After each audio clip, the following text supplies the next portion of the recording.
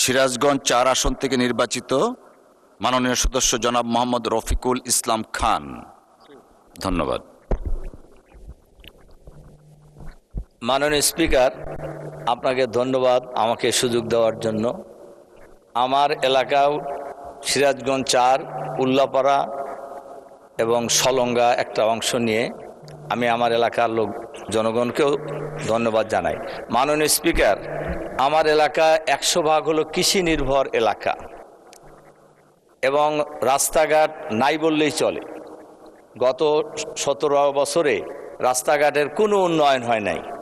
এজন্য আমি মাননীয় এলজিআরডি মন্ত্রী আমাদের এখানে উপস্থিত আছেন। আমাদের উল্লাপাড়া হাটিকুমরুল মোড় থেকে বাগাবাড়ি পর্যন্ত রাস্তা যদি 4 লাইন করা হয় তাহলে জনগণের চলাচলের জন্য অনেক সুবিধা হবে। এর পাশাপাশি 2টি হাসপাতাল আছে। দুটি হাসপাতালেরই ব্যবস্থাপনা নাই বললেই চলে এবং ডাক্তার নাই, নার্স নাই। রোগীরা, আমার এলাকার রোগীদের কোনো সমস্যা হলেই হয় দৌড়াতে হয় ঢাকায় অথবা শহীদ প্রেসিডেন্ট জিয়াউর রহমান কলেজ হাসপাতাল যেটা বগুড়া, সেখানে যেতে হয়, অনেক দূরত্ব। এজন্য আমি মাননীয় স্বাস্থ্যমন্ত্রীর কাছেও অনুরোধ জানাবো যে এই হাসপাতাল 2টি আধুনিকায়ন করার ক্ষেত্রে কি কি পদক্ষেপ নেওয়া যায়।